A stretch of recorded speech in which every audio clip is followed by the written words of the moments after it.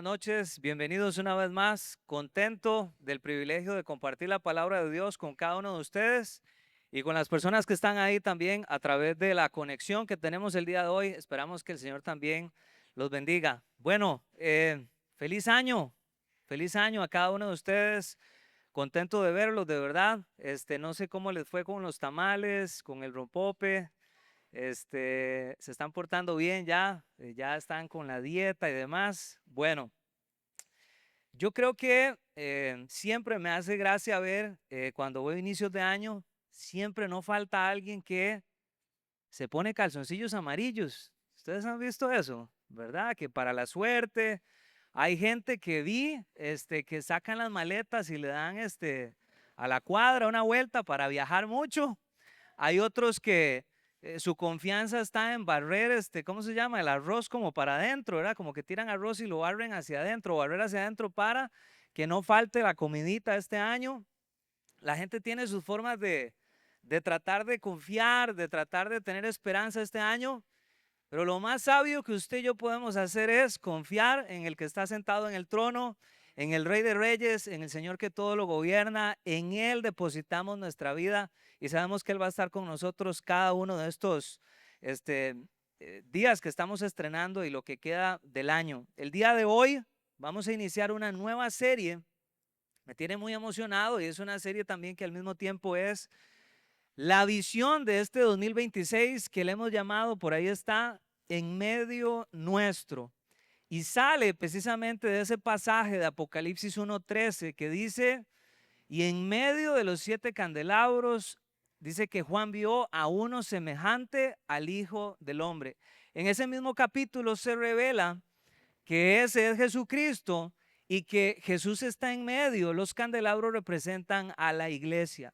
Jesús está en medio de la iglesia y eso debería ser algo que deben ser buenas noticias para nosotros. Saber que aquí suceden muchas cosas, pero lo más importante es saber que Jesús está en medio nuestro. Jesús no está ausente de la iglesia, no está lejano a la iglesia. La presencia de Dios está en este lugar. ¿Cuántos pueden creer eso? ¿Cuántos saben que la presencia de Dios está aquí? Y donde está Jesús es un lugar de cambio, es un lugar de aceptación, es un lugar donde hay pertenencia, es el lugar donde está la presencia de Dios. Juan estaba en algún momento exiliado en la isla de Patmos, quizá un poco de desesperanza, y entonces dice el capítulo 1 de Apocalipsis que vuelve a ver y ve a Jesús en medio de la iglesia. Él ama a la iglesia y siempre ha estado para ella, murió por ella también. Así que con eso en mente, y yo sé que cuando decimos que Él está en medio de la iglesia, hablamos de la iglesia, también hay un dilema con la iglesia. Usted ha escuchado esta frase de la iglesia no es perfecta. Si usted encuentra una iglesia perfecta, hay un dicho ahí, dice, no entre porque la echa a perder. Si usted encuentra la iglesia perfecta, no entre porque la echa a perder. A mí me llamó la atención saber de dónde sale esa frase. Resulta que era un poema. Y el poema lo escribió un hombre que se llama Mavis Williams. Él dijo lo siguiente, es un poema otra vez. Si encuentras la iglesia perfecta, sin un solo defecto ni mancha, por favor no te unas a ella. Arruinarás el ambiente. Si encuentras la iglesia perfecta, donde cesan todas las ansiedades, entonces pásala de largo. No sea que al unirte a ellas estropees la obra maestra. Si encuentras la iglesia perfecta, entonces no te atrevas jamás a pisar ese terreno sagrado. Serías un inadaptado allí. Pero como no existe la iglesia perfecta formada por hombres imperfectos, dejemos de buscarla y amemos la iglesia en la que estamos. Claro que no es una iglesia perfecta, es fácil discernirlo, pero tú y yo y todos podemos cambiar las cosas. Así que sigamos trabajando en nuestra iglesia hasta la resurrección y entonces cada uno de nosotros se unirá a esa iglesia sin imperfecciones. Me llama mucho la atención. Saben que si tuviera que ser transparente hoy, si podemos ser honestos, yo por mucho tiempo no me gustaba la iglesia. No me gustaba la iglesia. Me gustaba Dios, me gustaba Jesús, me gustaba lo que aprendía de él, pero volví a ver la iglesia, no me gusta. Volví a ver el pastor, uy, no me gusta, pelón. No me gusta la iglesia, decía, porque había mucho ruido alrededor de la iglesia, ¿verdad? Si somos honestos, volvemos a ver la iglesia, a veces la iglesia como que yo sentía, ese era mi sentir, yo sentía que la iglesia avergonzaba a Cristo en lugar de glorificarlo. Yo decía, pero en lugar de que la gente, wow, dije, Jesús sí es glorioso, cuando veía lo que pasaba en las iglesias, más bien sentía vergüenza. Cuando, y es que hay un dilema en la iglesia, cuando pasa algo feo con una persona de la iglesia, casi siempre no es la persona, la gente asume la iglesia. Por ejemplo, si un pastor cae en estos amoríos o un pastor comete un fraude y entonces roba dinero, no siempre es el pastor o la persona, es la iglesia quien carga con esa mancha. Es la iglesia quien asume eso. Entonces la gente, ay, ahí en la iglesia se roban la plata. No es la persona, es la iglesia. Entonces ahí nos pringa a todos. Em, Vuelvo a ver la historia, cosas difíciles que se dieron en el catolicismo, muy fuertes en la historia, de abusos infantiles y demás. La gente dice, la iglesia hizo eso. Cuando se dieron el tiempo de las cruzadas y entonces venía la iglesia, imponía una cruz y conquistaban y demás, la gente dice, la iglesia. Seguía la historia de la iglesia y hay un momento muy oscuro que es cuando líderes de juntas directivas, presidentes que estaban detrás de las iglesias bautistas, resulta que años después se dieron cuenta que eran los líderes nada más y nada menos que los del Ku Klux Klan, los de los sombreros y que eran muy violentos y entonces andaban detrás de las personas de raza negra y demás, matándolos y haciéndolos, tratando de torturarlos. La gente dice, la iglesia hizo eso en ese periodo de tiempo.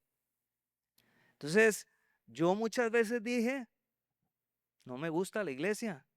Yo, Dios y mi casa y la Biblia, y no me gusta la iglesia. Pero resulta que comienzo a meterme más con el Señor, comienzo a leer la palabra de Dios y me doy cuenta de algo que sencillamente me impresionó. Es algo que comenzó a formarme, es algo que fue como una lija y es darme cuenta que Jesús está loco por la iglesia. Jesús ama profundamente la iglesia. Jesús se clavó en la cruz para no rendirse por la iglesia. ¿Quién soy yo para rendirme por la iglesia entonces? Entonces, me llamaba mucho la atención y yo quiero que veamos todo lo que pasa. Hoy vamos a ver algunas cosas alrededor de la iglesia. ¿Por qué? Porque la serie se llama En medio nuestro. Cuando Juan en el Apocalipsis vuelve a ver a Jesús, ¿a dónde está Jesús? En medio de la iglesia. Entonces, quiero que veamos el inicio, quiero que veamos una iglesia que alguien podría creer, es que la iglesia perfecta era la iglesia de los hechos. Esa iglesia no era perfecta.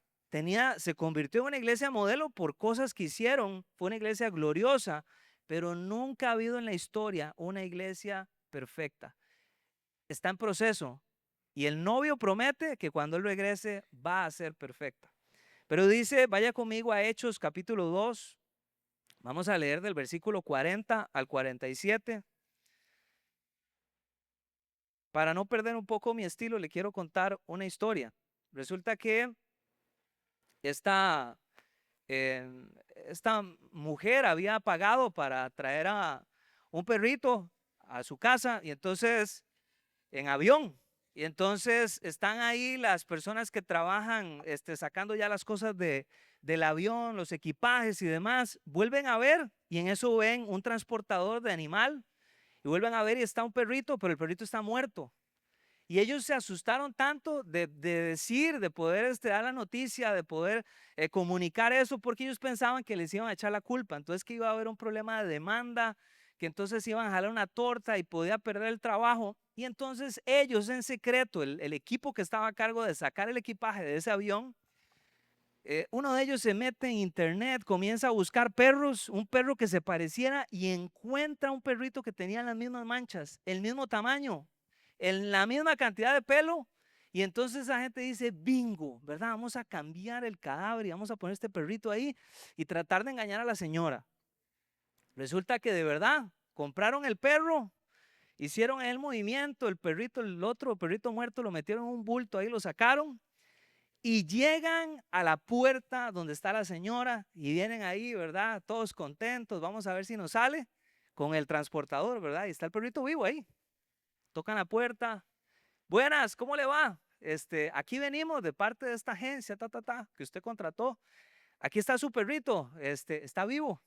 Gracias a Dios, todo salió bien, ¿verdad? Y entonces aquí está, la señora sale, vuelve a ver el perro y con solo que lo vio dijo, ese no es mi perro. Y los tipos, no puede ser, ¿cómo está tan segura?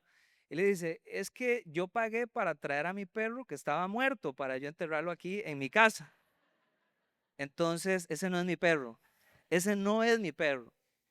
Y el punto es, yo cuento esto porque cuando alguien conoce la verdad, es difícil que lo engañen. Cuando alguien sabe lo que es verdad, no le meten un 10 con hueco, como decimos en este país. Hay personas que les han metido 10 con hueco con respecto a la iglesia. Y yo quiero traer a colación la verdad de Dios. Entonces vamos a ir a Hechos capítulo 2, del versículo 40 en adelante.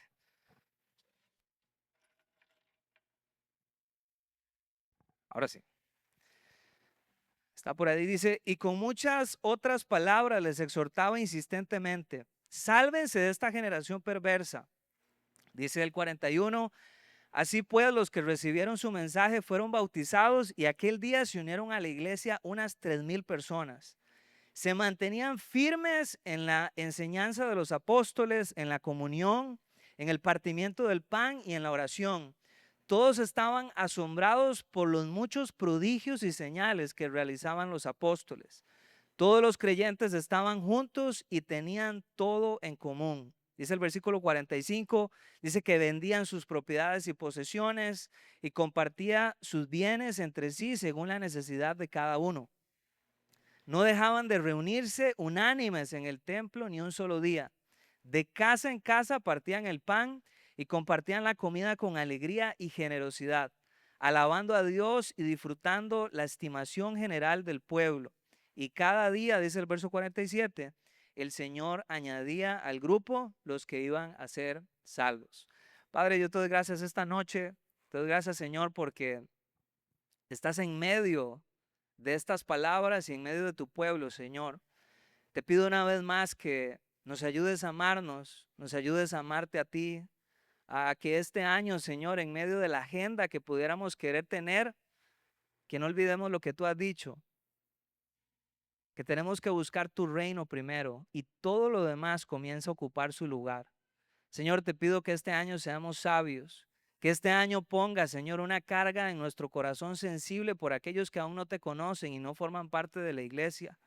Te pido, Señor, que bendigas a cada familia y te pido, Señor, que alguien hoy despierte, que un alma pueda acercarse al reino de los cielos y que su vida cobre propósito y vida eterna, Señor. En el nombre de Jesús, amén y amén. Bueno, hay algunas cosas con respecto a la iglesia que quisiera que viéramos que suceden en este pasaje que acabamos de leer de nuevo. La serie es En medio nuestro. Como Jesús está en medio, como su presencia está en medio, el tema que quisiera traer específicamente, la visión es en medio nuestro, pero el tema es, como Jesús está en medio, hoy vamos a ver que la iglesia es un lugar de cambio. La iglesia es un lugar de transformación. Y lo primero que veo es que en este lugar de cambio sucede esto porque es una obra de Dios. Es el primer punto. Es una obra de Dios. La iglesia es Dios quien la forma, es Dios quien la diseñó. Dice el versículo 47 de lo que acabamos de leer. Y cada día el Señor añadía al grupo a los que iban siendo salvos. No es una idea humana la iglesia. No es una estrategia de un pastor o una denominación. La iglesia es obra de Dios. En algún momento en Mateo capítulo 16, Jesús está preguntando, ¿quién dicen ustedes que soy yo? ¿Qué dice la gente que soy yo? ¿Ustedes qué piensan que soy yo? Y Pedro responde, tú eres el Cristo, el Hijo del Dios viviente. Y Jesús dice, bingo. Y sobre eso que está saliendo de tu corazón es que yo voy a edificar mi iglesia. Sobre ese fundamento, cuando una persona coloca su corazón en la esperanza de que Jesús es el Hijo de Dios, en la fe de que Jesús es el Hijo de Dios, sobre eso yo voy a hacer mi iglesia. Jesús dice, mi iglesia. Mateo dice, edificaré mi iglesia. No es la iglesia, no es suya, no es la iglesia de David, aunque alguien podría decir, ay, voy a ir a mi iglesia, ¿verdad? Yo sé que lo decimos así, pero recuerden, la iglesia es de Jesucristo. Él es la cabeza, es su obra, es su idea, es Él quien la formó. Dice el verso 41. Cuando vemos todo lo que sucede en el versículo ahí, dice que ellos recibieron la palabra de Dios, dice que fueron bautizados y que 3,000 personas son añadidas a la iglesia. Dice, y aquel día se unieron a la iglesia unas 3,000 personas. Es bastante gente, bastantes personas. Ahora, si uno se detiene ahí, alguien podría decir, esas personas que recibieron la palabra, que fueron bautizados, dice, se unieron, esas personas, ellos están decidiendo que eso pase. Eso es en parte verdad, pero no es todo lo que está pasando, porque el texto original dice, se añadieron a la iglesia, fueron añadidos y unas 3,000 personas se añadieron.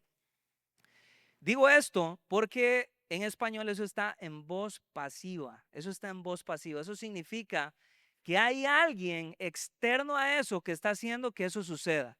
¿Quién lo hizo? El Señor del versículo 47. Y el Señor añadía, eso es activo, cada día a la iglesia a los que iban a ser salvos. O sea, el Señor es el que inicia el asunto. El Señor añadió todo lo que sucede en la iglesia, la evangelización, la salvación, las vidas transformadas, la edificación de la iglesia, es Dios obrando, es su obra.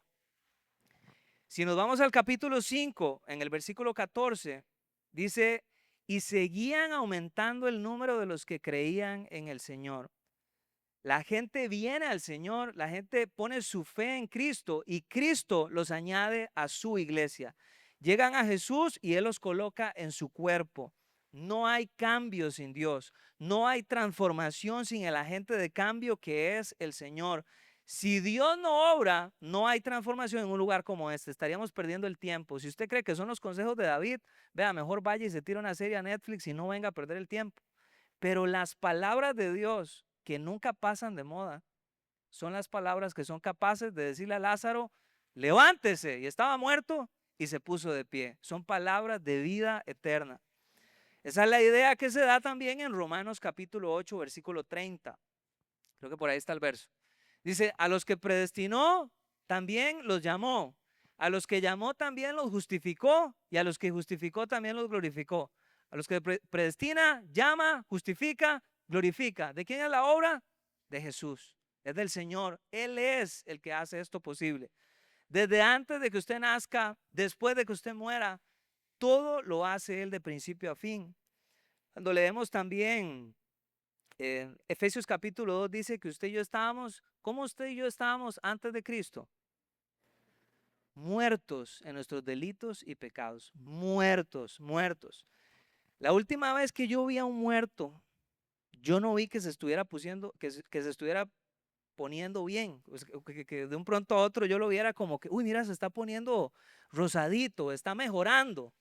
Los muertos, ¿qué pasa? Más bien están en un camino de descomposición, se están pudriendo. Pues no pueden mejorar, no pueden responder, no pueden cambiar. La única forma de que un muerto cobre vida es con el Dios de la resurrección. Es el Dios que un día le dijo a Nicodemo, usted tiene que nacer de nuevo, tiene que nacer de nuevo. Y el que hace eso posible es el Señor. Eso en teología se llama regeneración. Él hace la obra de un nuevo nacimiento. El Señor añadió a la iglesia. La salvación no es un logro humano. La salvación es una obra de Dios. La iglesia no es un proyecto humano. La iglesia es del Señor. Entonces, me encanta porque yo podría creer que, mira, es que yo vine a tal iglesia y me puse en tal lugar. Es Dios que me estuvo persiguiendo, persiguiendo, persiguiendo, insistiendo, hasta que este cabezón en algún momento tuve que dejarme, me rendí, caí rendido. Como dice Jeremías, sentí que mis huesos se derretían y entonces llegué a un lugar como este. No me gustaba la iglesia y comienzo a decir, Dios está loco por la iglesia. ¿Sabe qué? Somos la iglesia. Si ese es nuestro nombre, yo voy a tratar de buscar mi vida para tratar de redefinir todo lo que la iglesia se supone que debería ser para alguien que no sabe lo que es la iglesia. Ama la iglesia a Jesús y de nosotros deberíamos amarla también porque es la iniciativa de Él. En segundo lugar, es la obra de Dios, pero Dios usa a las personas. Dios usa instrumentos humanos para hacer su obra. Es el cielo y la tierra en una conversión para poder proclamar el mensaje del evangelio. Y se necesita Dios, por supuesto, pero Dios utiliza un agente humano y ese agente está en el versículo 38. Dice el verso 38, arrepiéntanse y bautícense cada uno de ustedes en el nombre de Jesucristo para perdón de sus pecados. Contestó Pedro, ese es el agente humano. Ahí está Pedro. Pedro habló, Pedro exhortó, Pedro proclamó. Dice el verso 40 también que lo hizo con muchas palabras, dice que exhortaba, que testificaba. La evangelización, alguien podría estar nuevo aquí y dice, ¿qué es eso de evangelismo? Bueno, eso es compartir el evangelio, que el evangelio es la buena noticia de que nosotros, como decía Efesios, muertos en nuestros delitos y pecados, el Dios del cielo se encarnó, caminó entre nosotros, murió por nuestros pecados, resucitó, fue enterrado y resucitó y hoy tenemos esperanza. Y cuando nosotros creemos eso y compartimos eso, comenzamos a compartir la buena noticia a las personas. Yo siempre he dicho que yo soy una persona que soy muy dulcero. Cuando encuentro un lugar que yo digo, uy, qué rico está ese postre, yo quiero que todo el mundo vaya y pruebe ese postre, que todo el mundo vaya y pruebe ese queque de chocolate o que pruebe ese, me encanta el tiramisú, que pruebe el tiramisú que hay allá por Puerto Viejo de Limón. Un día le digo dónde está, vaya y lo pruebe, es que es delicioso, es que, uy, es una delicia. Eso me pasó con el evangelio. Cuando yo probé de algo que fue tan delicioso, que fue tan rico, yo quisiera que otras personas puedan vivir también la experiencia. Y hay una urgencia en que las personas encuentren a Jesús. Ahora es una cooperación divina. Dios y las personas, la gracia y el mensaje, el Espíritu Santo y la voz humana. Ahora, ¿cómo lo hace Dios en un lugar como este? ¿Cómo lo hace Dios en la historia? ¿Cómo es que cómo es que se da esto de evangelizar? Bueno, hay tres formas básicamente. La primera, personal. La primera es una evangelización personal. Ese es en el supermercado, en la fila. Ese es en la carnicería, en el gimnasio, en la mejenga. Comenzamos a decirle a alguien de manera personal lo que Dios está haciendo en nuestras vidas o lo que ha hecho en nuestras vidas. Es conversacional, es relacional. En la Biblia tenemos ejemplos de una mujer samaritana. Jesús llegó personalmente, le habló y la vida cambió después de que ella estuvo con Jesús. Tenemos Hechos capítulo 8, está Felipe y un eunuco etíope y entonces Felipe le comparte y de un pronto otro el etíope está buscando agua, a ver a dónde, ¿qué? ¿Me puede bautizar aquí? Y termina siendo bautizado porque puso su fe en Jesús. También tenemos a Pedro y Cornelio. Cornelio invitó a Pedrito a su casa y entonces se dio una conversación ahí y la vida de Cornelio cambió y la de su familia también. Eso es personal, eso es personal. En mi caso, a mí no me, bueno, sí, es que yo fui tan cabezón que a mí me evangelizaron de todo lado, por todo lado trataron de que yo recibiera el mensaje y ya voy a decir cómo fue que yo llegué, pero se da de manera personal, la primera forma. Es una persona, una familia y se da un cambio real en el caso de Cornelio y Pedro. Otra forma es evangelización masiva. Mucha gente, de un pronto a otro hay un orador, un predicador, que Dios puso el don de predicación ahí y entonces la persona proclama. En este caso eran 120 en una iglesia. Pedro predicó y 3,000 personas, dice la palabra de Dios, que fueron añadidas. O sea, había un montón de gente ahí que escuchó a través de que el evangelio se compartió de manera masiva. Vemos también en la Biblia que dice que Jesús predicaba en Galilea y las personas escuchaban. Él decía, vengan a mí todos los que están cargados y cansados, que yo les daré descanso. Y muchos vinieron a Cristo. Luego está también Pablo en Listra, predica en esa ciudad, la gente se congregaba en las calles, muchas personas se convierten. Pablo predicó en el Areópago y entonces le habló a los filósofos. Pablo predicó en el mercado de Atenas. Predicó en bueno, yo tengo una imagen porque predicó en un lugar impresionante que era el anfiteatro de Éfeso. Por ahí nuestro amigo Fabián anduvo de viaje, andaba en una misión ahí conociendo lugares significativos que se encuentran en la palabra de Dios. Ese es el anfiteatro de Éfeso donde Pablo predicó ahí. Me decía Fabián ahora que tenía una capacidad para unas 25,000 personas más o menos. Por ahí está Fabián, yo tengo a Fabián ahí en la foto, ahí está el papá de paz, eso. Pablo predicó de manera masiva y muchas personas vinieron al Señor. Ahora, no solo se da en la Biblia, siguió en la historia. Híjole, empezar a nombrar estos héroes de la Biblia, John Wesley, D.L. Moody, por ahí, bueno, los más recientes, Billy Graham, Luis Palau en Latinoamérica. Es gente que Dios le dio un don para hablarle a masas y que la gente pusiera su fe en el Hijo de Dios. Dios utiliza también las multitudes. Entonces es una manera de compartir el evangelio. Y número 3, también se da una evangelización en la iglesia local, en una iglesia como esta. Cuando volvemos a ver en Hechos capítulo 2, dice que 120 estaban reunidos, no estaban esperando, no estaban haciendo una campaña, no estaban planeando nada, sino que estaban reunidos como iglesia, en un lugar como este, adorando a Dios. Dice que estaban orando, estaban buscando a Dios y de un pronto a otro dice que el Espíritu descendió sobre ese lugar. Ellos no sabían cuándo iba a llegar, no fue planeado, no lo forzaron, no lo controlaron, no lo provocaron. Por eso me cuesta cuando yo veo un flyer ahí de en iglesia tal va a haber una profecía a las 7 de la noche tal. Cuando vuelvo a ver la Biblia, nunca se puede controlar lo que Dios quiere hacer. Él es soberano, Él se mueve como Él quiere. Ellos simplemente, ¿qué les tocaba? Adorar. Y después de que estaban adorando, dice que el Espíritu Santo vino como un viento recio, se escuchó un estruendo que llegó a las calles, la gente escuchó, se acercó y comenzaron entonces a escuchar el evangelio. Dice que daban testimonio del poder de Dios y entonces la gente ponía su fe en Jesucristo.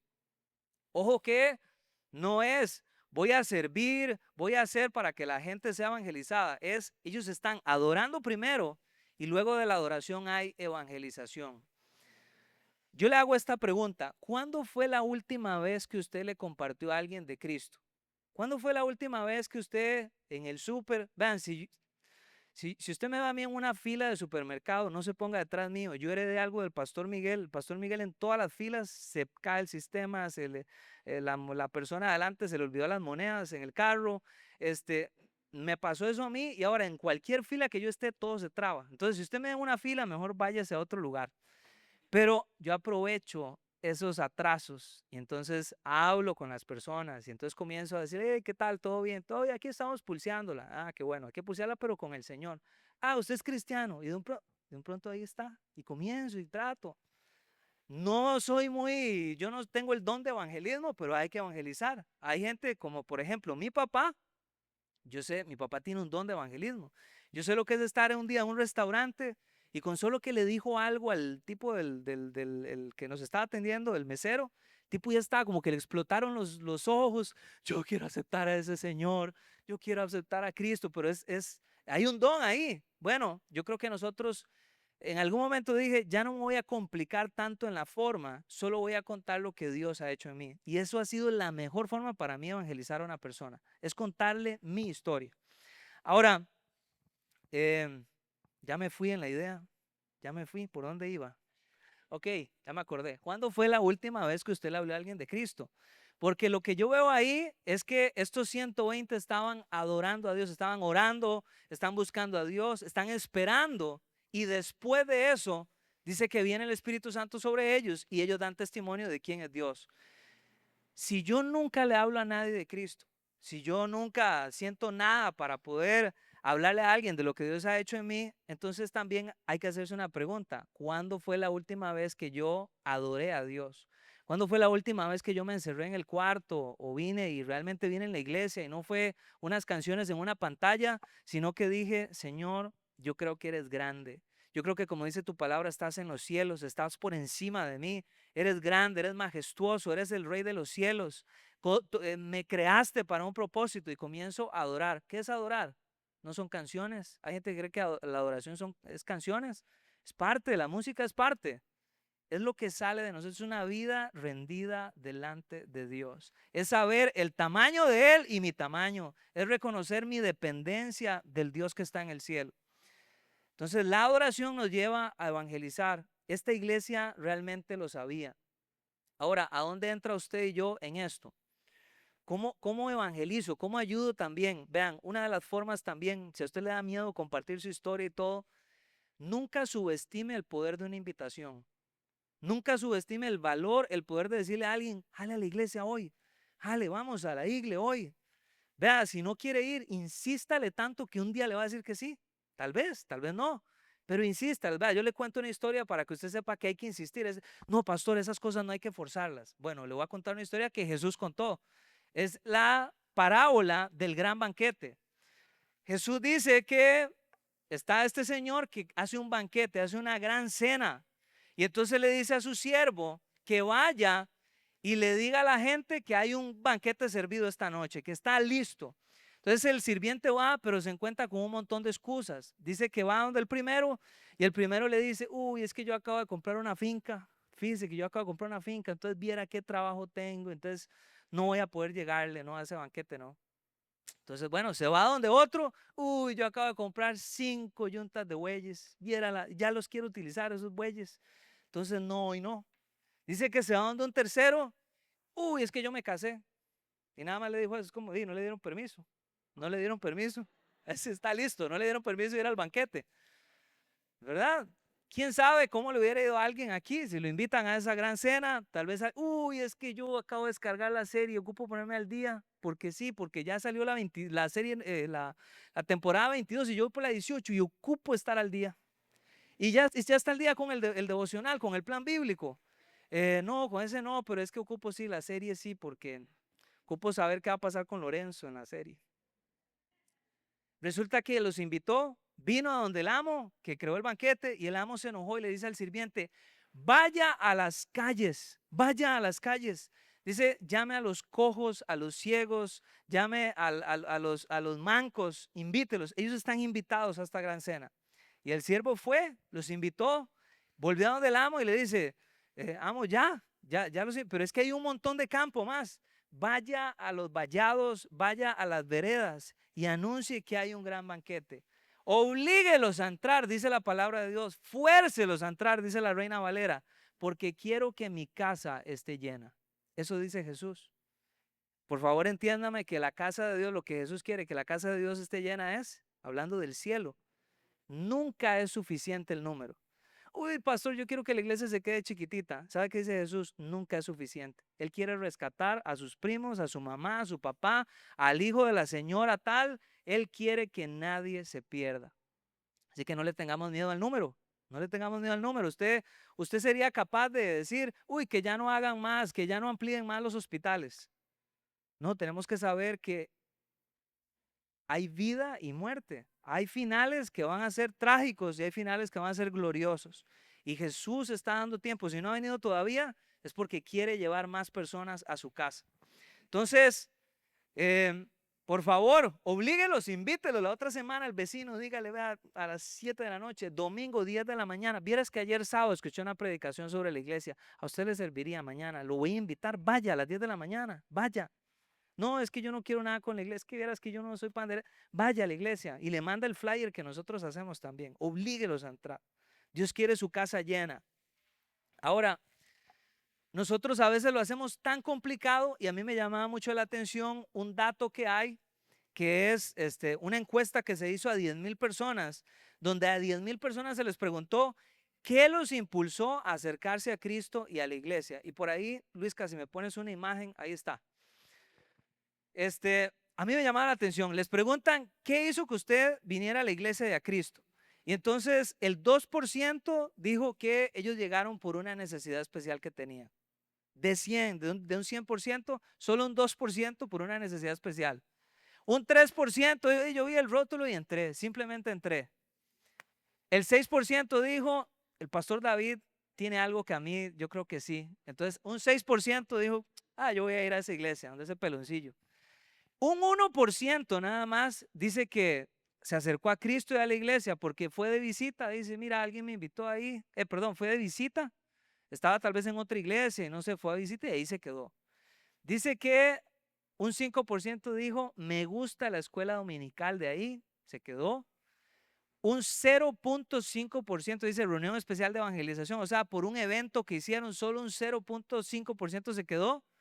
Un 3% dijo, me gusta el ministerio de matrimonio, me gusta lo que hacen los jóvenes, me gusta un programa de esa iglesia, un 3%. Estamos redondeando los números porque aquí hay financieros y yo sé que no estamos tan tallados ahí, Yampi, pero casi que un 79% quedaba en el aire. Y yo decía, 10,000 personas, o sea, el grueso de 10,000 personas, ¿cómo fue que se acercaron a Cristo y se quedaron ahí? Y esos 79% respondieron que fue por una simple invitación de un amigo o un familiar. Nunca subestime el poder de una invitación. El decirle a alguien, jale conmigo a la iglesia. ¿Qué pasaría que del porcentaje que hay aquí usted invita a una persona la próxima semana? ¿Qué pasaría? Yo digo, ¿qué pasaría? ¿Y qué pasaría si lo vuelve a invitar? Y si el próximo lo vuelve a invitar, ¿será que hay que romper las paredes y irnos de aquí? Yo me pregunto, ¿qué pasaría? Y ahí se la tiro. Bien, es una obra de Dios y es una obra que nos involucra a nosotros también. Número 3, voy a avanzar un poquito más. Dios, una vez que Él inicia, nos salva, ahora sí, nos coloca en su familia, nos coloca en la iglesia. Dice el 47, y cada día el Señor añadía al grupo a los que iban a ser salvos, a los que iban a ser salvos. ¿A dónde coloca Dios a la gente de Él? En la iglesia, en su cuerpo. Vinieron a Cristo, sea por una relación personal, por una invitación, pero inmediatamente después fueron añadidos a la iglesia cuando pusieron su fe en Dios. Hay un autor bíblico, ya falleció, él se llama John Stott. Si alguien quiere profundizar la Biblia de verdad y va a estar en años ahí metiéndose y quiere estudiar, en algún momento va a pasar por don John Stott. John Stott decía que había viajado a Latinoamérica y en Latinoamérica encontró en este lugar a unos cristianos estudiantes que decían que ellos no iban a la iglesia. Nosotros somos cristianos, pero nosotros la iglesia no. La iglesia no. Jesús sí, todo, pero nosotros la iglesia no. Es que ahí nos desilusionamos, es que pasó esto, nos trataron mal, no nos saludaron. Y entonces John Stott decía que ese grupo se hacía llamar cristianos desenganchados. La pregunta es, ¿usted cree que exista un cristiano desenganchado? Porque la Biblia me dice, engánchese, engánchese. No puede estar desenganchado, tienes que engancharte. No creo que haya tal cosa como decir, yo sí con el Señor, pero la iglesia no me gusta. Jesús dice, edificaré mi iglesia. Es la única cosa en toda la Biblia que Jesús dice que va a edificar. Yo no sé si usted sabía eso. Lo único que Jesús dice en toda la Biblia que va a construir es la iglesia. No dijo que iba a construir una organización misionera, no dijo eso, no dijo que él iba a edificar una ONG, aunque es bueno, no dijo que iba a edificar un seminario bíblico, una universidad bíblica. Él dijo, yo edificaré mi iglesia. No hizo marcas, no hizo plataformas, él está construyendo una iglesia.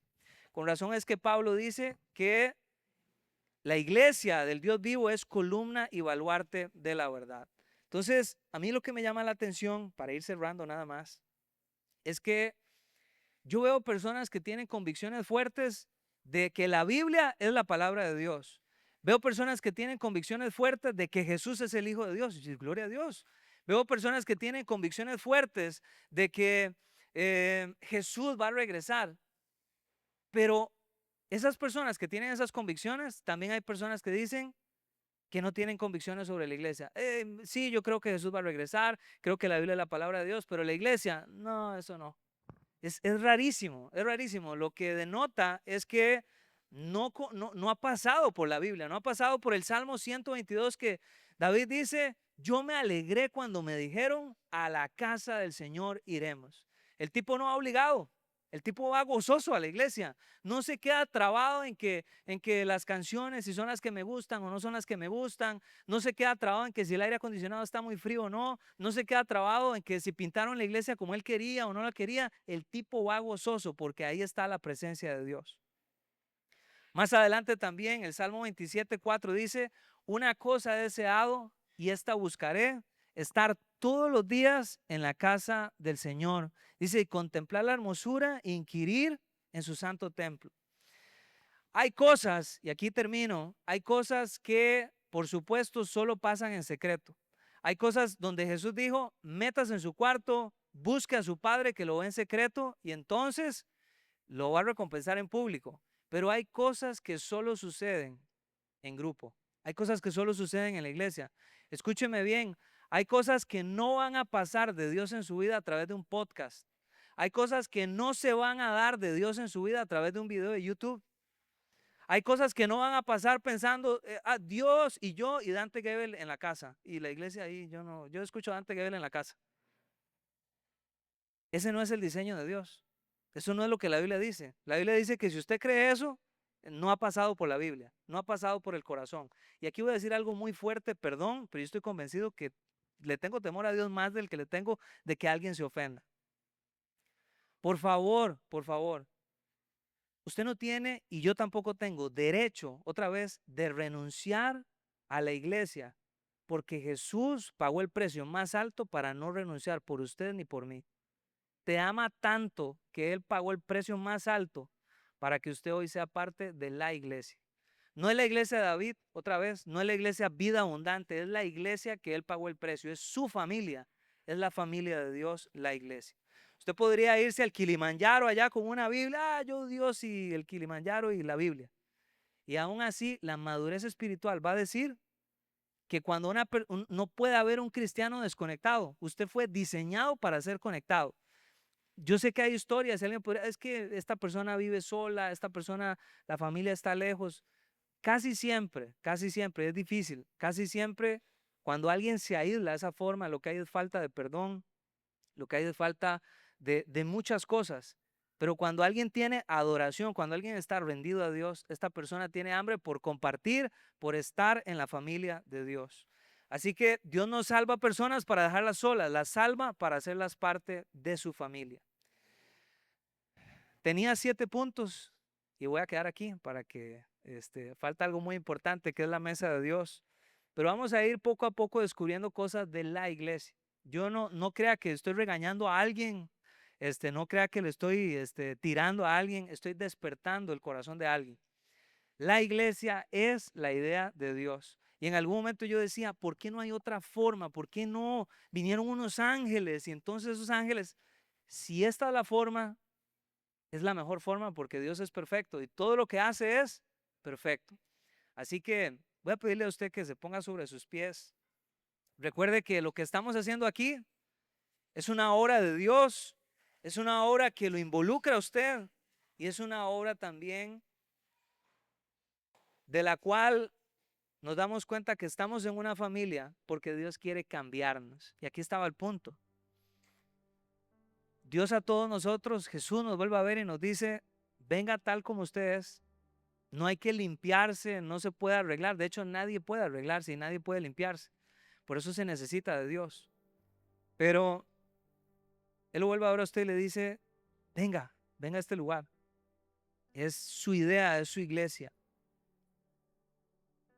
Y un día como hoy, cuando nosotros nos volvemos a ver, cada uno de ustedes tiene un camino diferente, un momento de vida diferente en el Señor.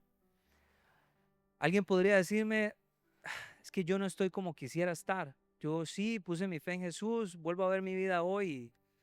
Siento que no estoy donde yo quisiera o debiera de estar. Eso es cierto, yo muchas veces me he sentido así. Pero escúcheme bien, usted no es lo que era antes de Cristo.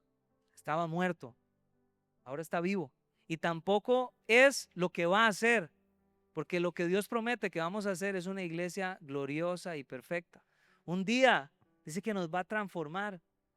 Uy, qué raro. No, es que va a pasar, va a pasar. que yo me siento raro aquí en la iglesia. Seamos raros juntos. La Biblia dice en 1 Corintios capítulo 1 que para los que no creen en el Señor, esto que estamos haciendo aquí es una locura. Tomarse ahorita un juguito de uva y un pancito, es una locura. Están locos ahí. Estamos locos por Cristo. Tranquilo, eso es ser parte de la iglesia. Cuidado si esta locura es donde usted va a encontrar el sentido más profundo de su alma.